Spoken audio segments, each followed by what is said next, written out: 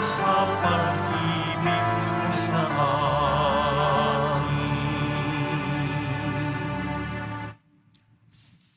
Sa ngalan ng Ama at ng Anak at ng Espiritu Santo, Amen. sumainyo ang Panginoon. At sumaiyo rin. Aminin natin ang ating mga kasalanan upang tayo ay maging marapat gumanap sa banal na pagdiriwang. Panginoong Jesus, binigyan mo kami ng bagong buhay. Panginoon, kaawaan mo kami. Panginoon, kaawaan mo kami. Panginoong Jesus, pinapatawad mo ang aming mga kasalanan. Kristo, kaawaan mo kami. Kristo, kaawaan mo kami. Panginoong Jesus, binabahagi mo sa amin ang iyong katawan at dugo sa Eucharistia. Panginoon, kaawaan mo kami. Panginoon, kaawaan mo kami. Kaawaan tayo ng Diyos Amang makapangyarihan. Patawarin ang ating mga kasalanan at patnubayan tayo sa buhay na walang hanggan. Amen. Manalangin tayo.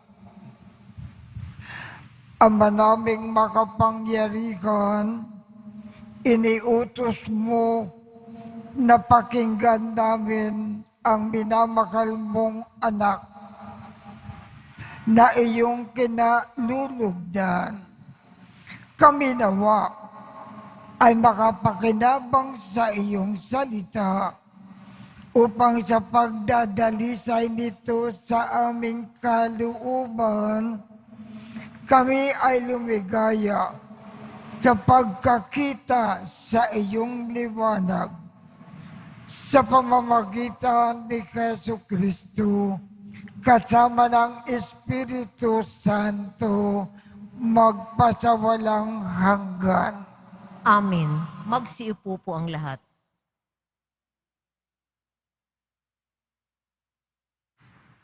Pagbasa mula sa aklat ng Henesis. Noong mga araw na iyon, inilabas ng Diyos si Abram at sinabi sa kanya, "Masdan mo ang mga bituin. Mabibilang mo ba iyan? Ganyan karami ang magiging anak mo at apo." Nanalig si Abram, at dahil dito'y kinalugdan siya ng Panginoon. Sinabi pa ng Panginoon kay Abram, "Ako ang kumuha sa iyo sa Ur ng Kaldea upang ibigay sa iyo ang lupaing ito." Itinanong naman ni Abram, "Panginoong aking Diyos, paano ko malalamang ito'y magiging akin?" Sinabi sa kanya, "Dalhan mo ako ng isang baka, isang kambing, at isang tupa, bawat isa'y 3 taon ang gulang. Magdala ka rin ng isang kalapati at isang bato-bato." Dinala nga ni Abram ang lahat ng iyon at biniyak ang bawat isa maliban sa mga ibon.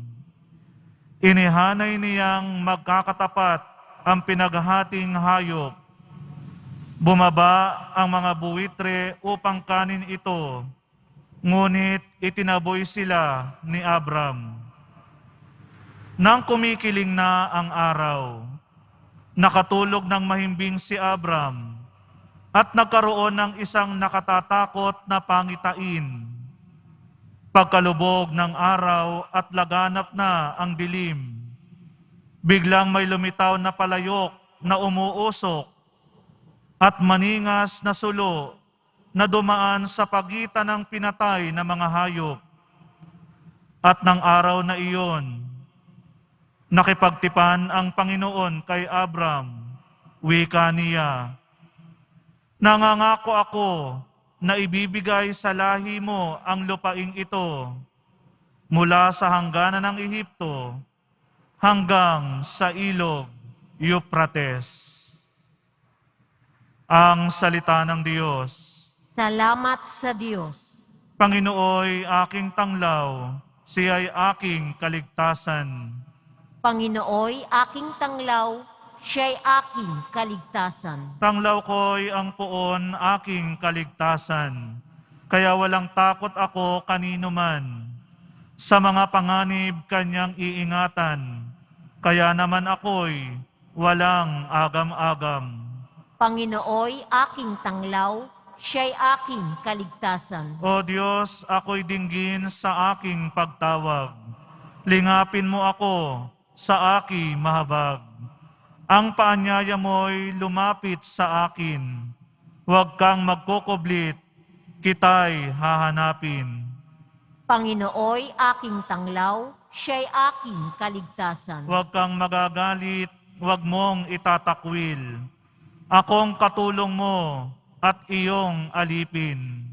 Tagapagligtas ko, huwag akong lisanin. Panginooy aking tanglaw, siya'y aking kaligtasan. Ako'y nananalig na bago mamatay. Masasaksihan ko ang iyong kabutihan na igagawad mo sa mga hinirang. Sa Panginoong Diyos tayo'y magtiwala. Ating patatagin ang paniniwala.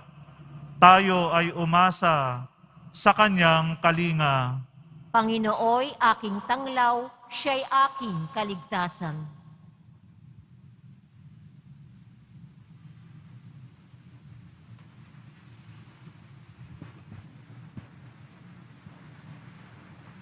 Pagbasa mula sa sulat ni Apostol San Pablo sa mga taga-Filipos. Mga kapatid, magkaisa kayong tumulad sa halimbawang ipinakita ko sa inyo. Kami ang gawin ninyong huwaran. Masdan ninyo ang lahat ng sumusunod sa mga halimbawang ito, tulad ng malimit kong sabihin sa inyo. At ngayoy luhaang inuulit ko. Marami ang namumuhay bilang mga kaaway ng krus ni Kristo. Kapahamakan ang kahihidnatnan nila, sapagkat ang dinodyos nila ay ang hilik ng kanilang katawan. Ikinararangal nila ang mga bagay na dapat sana nilang ikahiya, at ang pinag-uukulan lang nila ng pansin ay ang mga bagay na panlupa. Sa kabilang dako, ang langit ang tunay nating bayan. Mula rooy, hinihintay nating may pananabik ang Panginoong Hesukristo, ang ating tagapagligtas. Pagdating ng araw na yaon, babaguhin niya ang ating katawang lupa at gagawing maluwalhati tulad ng kanyang katawan. Sa pamamagitan ng kapangyarihang ginamit niya sa pagpapasuko sa lahat ng bagay. Kaya nga minamahal kong mga kapatid, aking kagalakan at karangalan na lagi kong kinasasabikang makita uli. Magpakatatag kayo sa inyong pamumuhay na nakaugnay sa Panginoon. Ang salita ng Diyos. Salamat sa Diyos. Magsitayo na po ang lahat.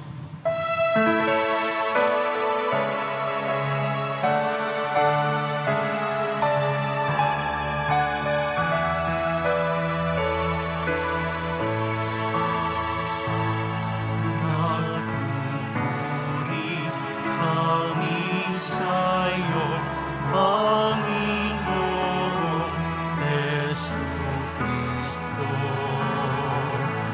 Nagpupuri kami sa'yo, Panginoong Jesucristo. Sa ulap na maliwanag, ito ang siyang pahayag. Diyos ang Ama na nangusap. Ito ang mahal kong anak, bukod kong dinggin ng lahat.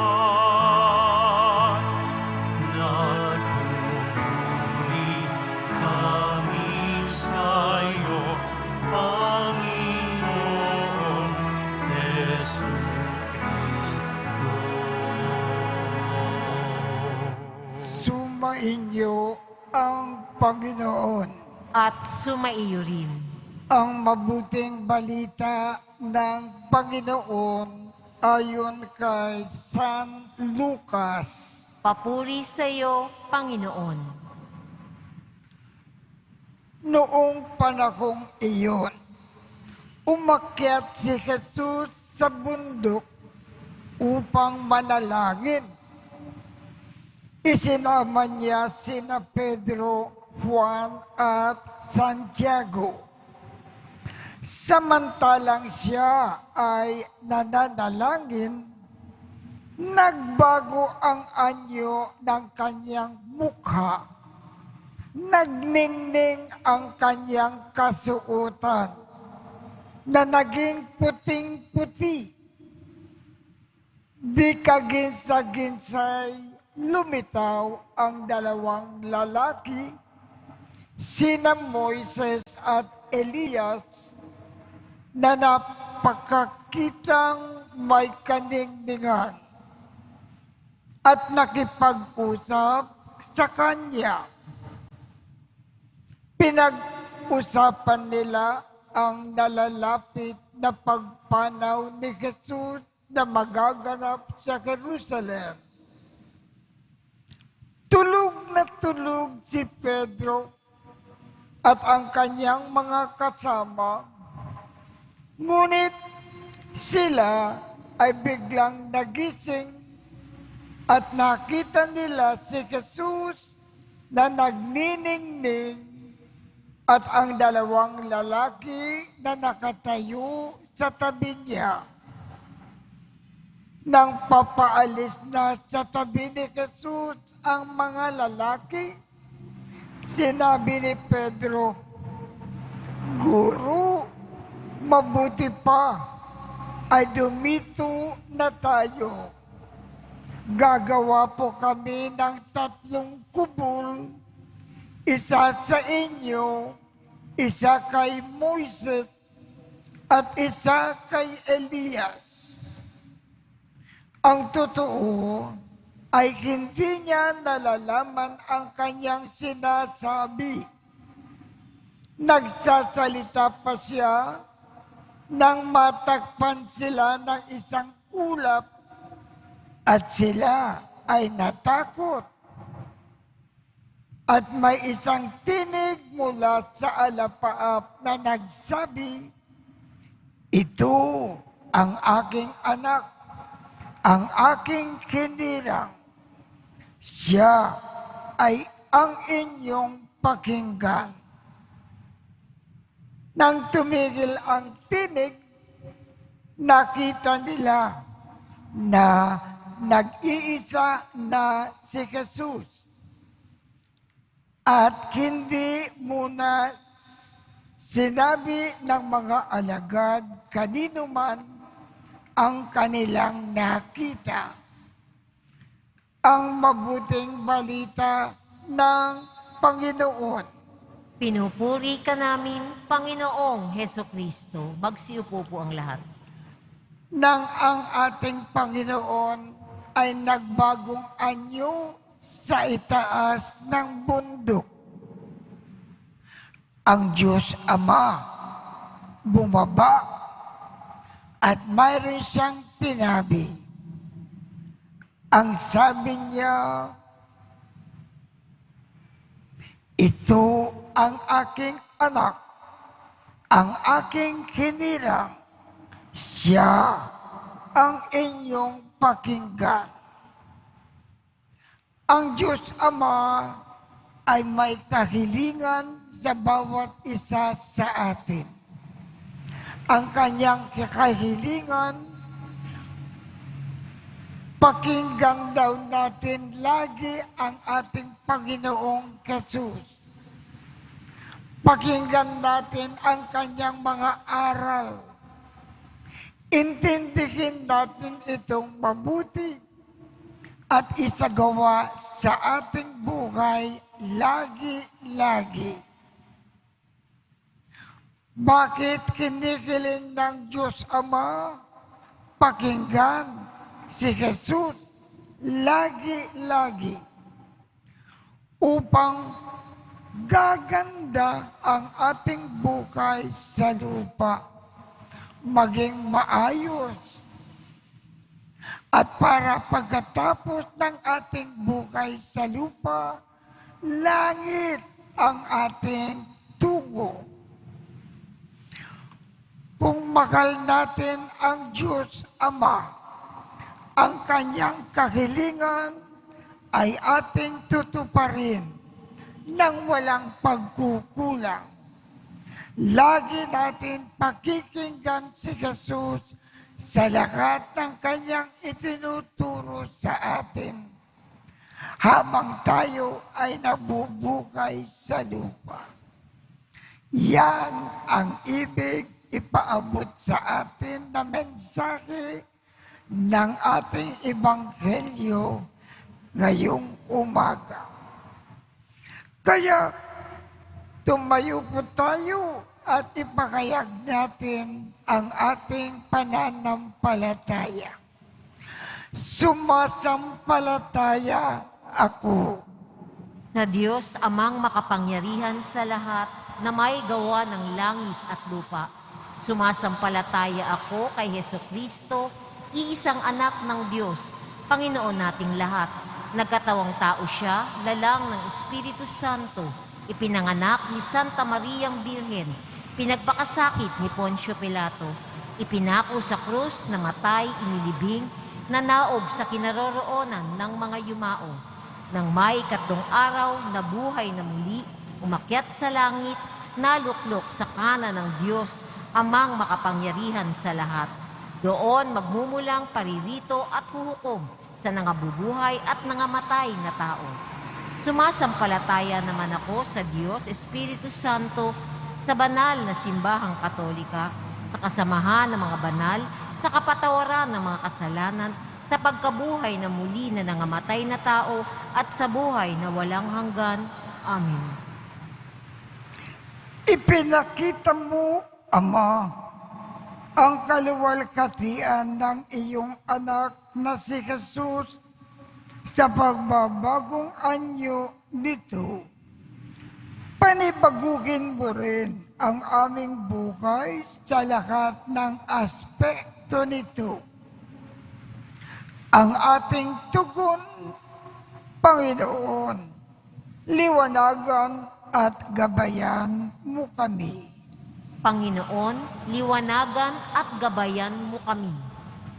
Para kay Francisco na aming Santo Papa, kay Jose na aming Obispo, mga pari, diakono, reliyoso at reliyosa, gampanan nawa nila ng may sigasig ang misyon ng awa ni Kristo sa pamamagitan ng kanilang tapat na pamumuhay.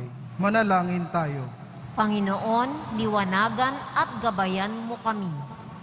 Para sa mga pinuno ng pamahalaan, tubdin nawa nila ang panawagan ng salita ng Diyos na patuloy pangalagaan ang kabanalan ng buhay at ipalaganap ang pag-ibig, kapayapaan at katarungan para sa lahat. Manalangin tayo. Panginoon, liwanagan at gabayan mo kami.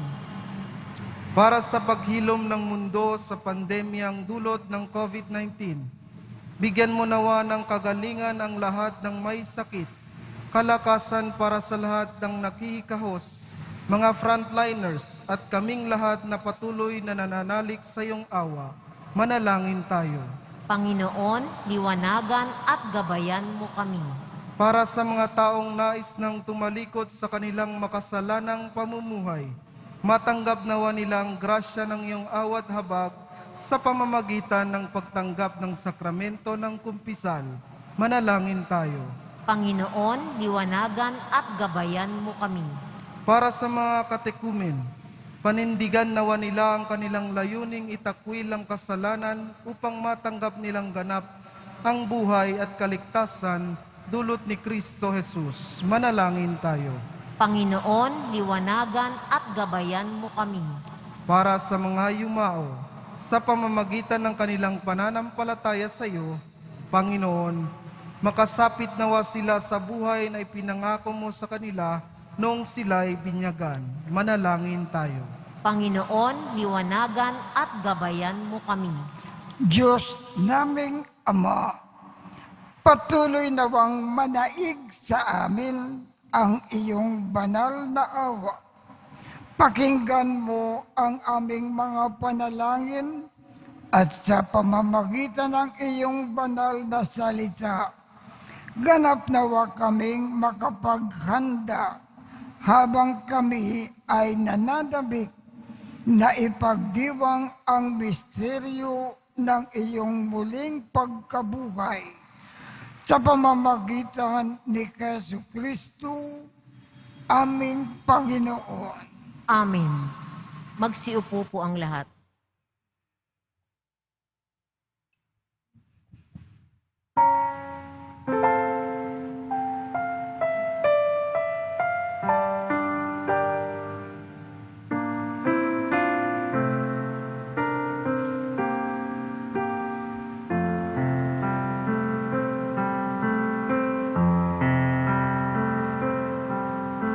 Sa'yo, Ama, aming handog, ang tinapay at alak na ito, handog ng iyong bayang sumasamo, humingi ng patawad mo.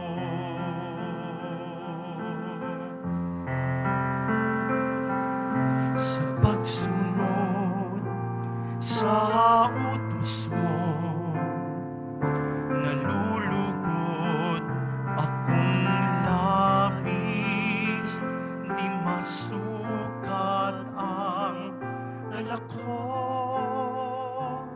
pagkat aking iniibig. Sa'yo, Ama, aming handog, ang tinapay at alak na ito, handog ng iyong bayang sumasamo, humingi ng patawad mo.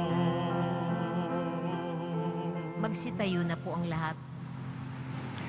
Manalangin kayo upang ang pag-aakin natin ay kalugdan ng Diyos amang makapangyarihan.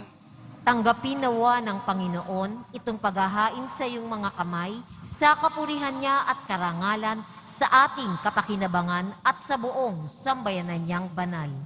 Ama naming lumikha, ang pag-aakaking ito ay magdulot nawa ng kapatawaran ng aming mga kasalanan at magpabanal sa aming buong katauhan para sa pagdiriwang ng Pasko ng pagkabuhay. Sa pamamagitan ni Jesucristo, kasama ng Espiritu Santo, magpasawalang hanggan. Amen.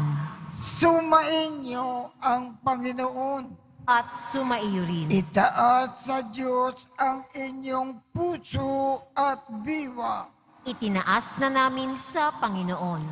Pasalamatan natin ang Panginoong ating Diyos. Marapat na siya ay pasalamatan. Ama naming makapangyarihan, tunay nga marapat na ikaw ay aming pasalamatan sa pamamagitan ni Jesucristo na aming Panginoon, nang maipagtapat niya sa mga alagad na siya ay laang mamatay para sa lahat.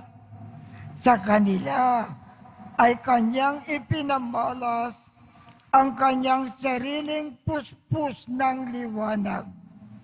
Ang iyong mga utos at mga propeta ay pawang mga tagapagpatunay niya sa pagkakatalagang para sa kapwa ay magdusa upang akayin ang lakat sa pagkabukay na maligaya.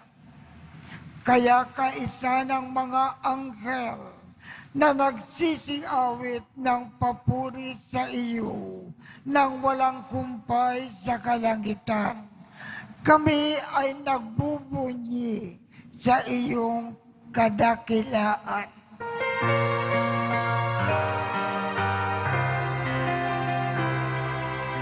Santo, Santo, Santo, Panginoong Diyos ng mga hukbo,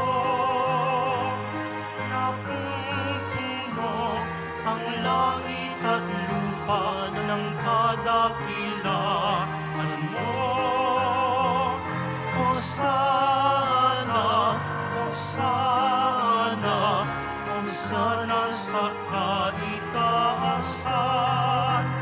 Hosana, Hosana, Hosana sa kaitaasan. Pinagpala ang naparirito sa ngalan ng Panginoon. Hosana, Hosana, Hosana sa kaitaasan. Hosana, Hosana, Hosana sa kaitaasan.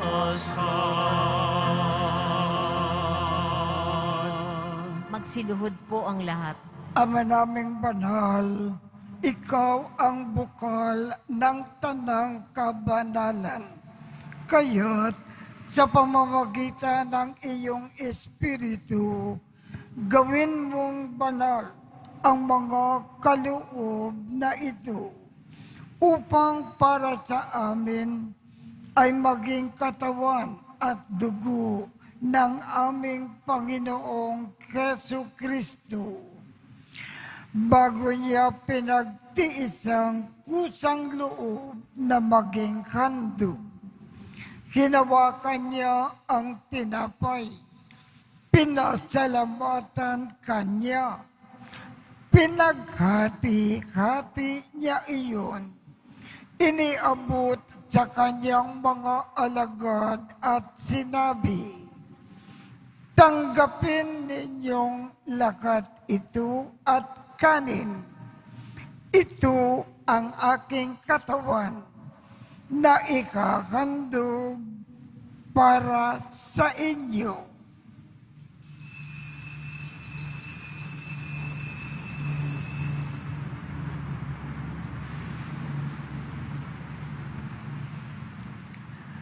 Gayon din naman, noong matapos ang hapunan, hinawakan niya ang kalis. Muli kanyang pinasalamatan, iniabot niya ang kalis sa kanyang mga alagad at sinabi, tanggapin ninyong lakat ito at inumin. Ito ang kalis ng aking dugo, ng bago at walang hanggang tipan. Ang aking dugo na ibubuhos para sa inyo at para sa lahat sa ikapagpapatawad ng mga kasalanan. Gawin ninyo ito sa pag-alaala sa akin.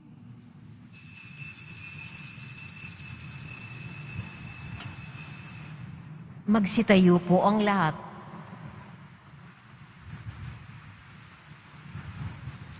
Ipagbunyi natin ang misteryo ng pananampalataya. Si Kristo'y namatay, si Kristo'y nabuhay, si Kristo'y babalik sa wakas ng panahon. Ama, ginagawa namin ngayon ang pag-aalala sa pagkamatay at muling pagkabuhay ng iyong anak. Kaya't iniaalay namin sa iyo ang tinapay na nagbibigay buhay at ang kalis na nagkakaloob ng kaligtasan. Kami ay nagpapasalamat dahil kami ay iyong minarapat na tumayo sa harap mo para maglingkod sa iyo. Isinasamo namin kaming magsasalo-salo sa katawan at dugo ni Kristo ay mabuklod sa pagkakaisa sa pamamagitan ng Espiritu Santo. Ama, lingapin mo ang iyong simbahang laganap sa buong daigdig. Puspusin mo kami sa pag-ibig, kaisa ni Francisco, aming Papa, Jose, aming Obispo, at ng Tanang Kaparian. Alalakanin mo rin ang mga kapatid naming nakimlay nang may pag-asa na sila ay muling mabubuhay. Gayon din ang lahat ng mga pumanaw.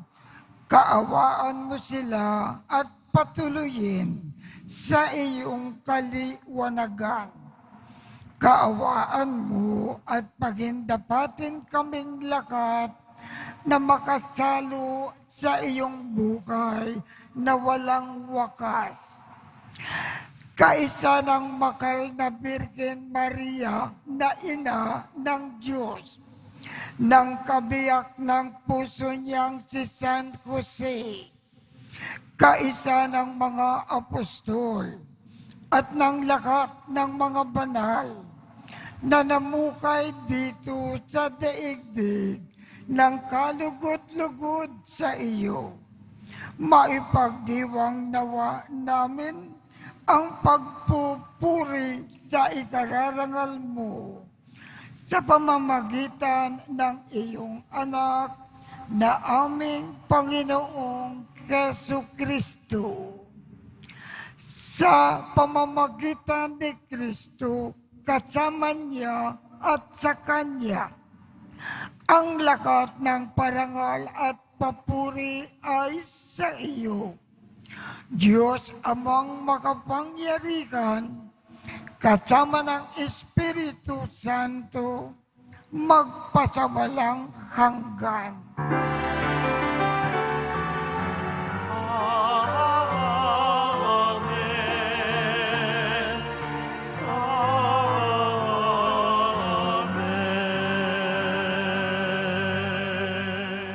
Sa tagubilin ng mga nakagagaling na utos at turo ni Jesus na Panginoon natin at Diyos, ipakayag natin ng lakas loob.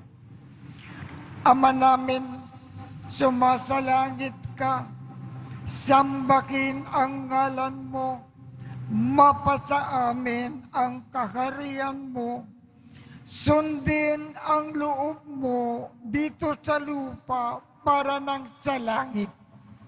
Bigyan mo kami ngayon ng aming kakanin sa araw-araw at patawarin mo kami sa aming mga sala para ng pagpapatawad namin sa mga nagkakasala sa amin.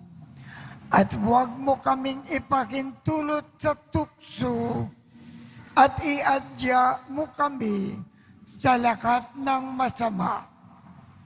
Kinikiling namin, Ama, iadya mo kami sa lahat ng masama. Pagkalooban kami ng kapayapaan sa araw-araw, iligtas sa kasalanan, at ilayo sa lahat ng kapakamakan, samantalang aming pinananabikan ang dakilang araw ng pagpapakayag ng tagapagligtas naming si Keso Kristo. Sapagkat iyo ang kaharian at ang kapangyarihan at ang kapurihan magpakailanman. Amen.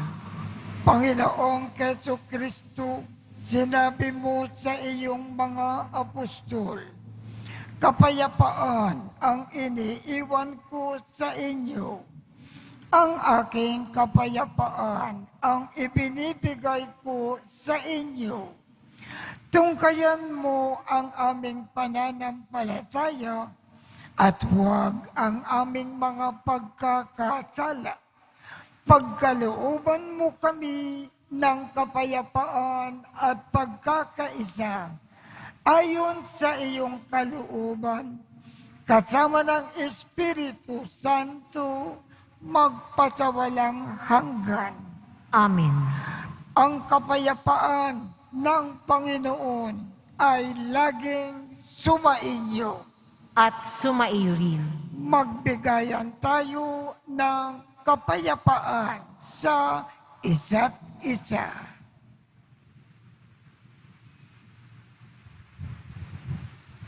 Kordero ng Diyos na nag-aalis ng mga kasalanan ng sanlibutan, maawa ka sa amin. Kordero ng Diyos na nag-aalis ng mga kasalanan ng sanlibutan, maawa ka sa amin. Kordero ng Diyos na nag-aalis ng mga kasalanan ng sanlibutan, ipagkaloob mo sa amin ang kapayapaan. Magsiluhod po ang lahat. Ito ang kordero ng Diyos. Ito ang nag-aalis ng mga kasalanan ng sanlibutan. Mapalad ang mga inaanyayahan sa kanyang piging. Panginoon, hindi ako karapat-dapat na magpatuloy sa iyo, ngunit sa isang salita mo lamang ay gagaling na ako.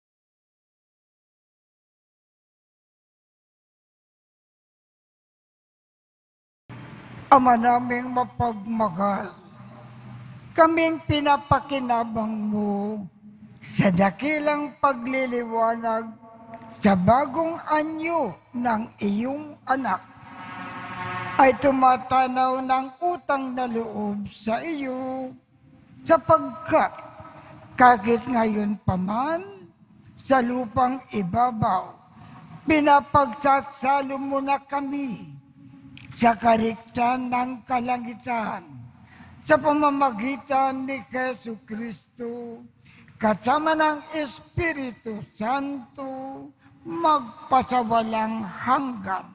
Amen. Ang Panginoon, At sumaiyo rin.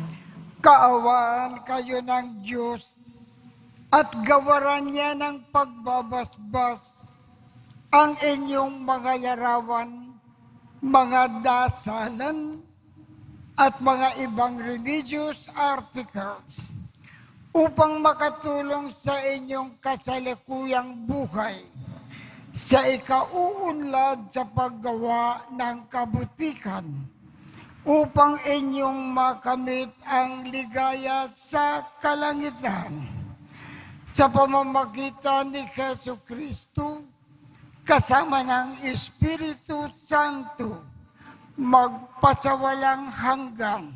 Amen. At pagpalain kayong lahat ng makapangyarihang Diyos, Ama, Anak, at Espiritu Santo. Amen. Tapos na po ang misa. Humayo tayong mapayapa. Salamat sa Diyos.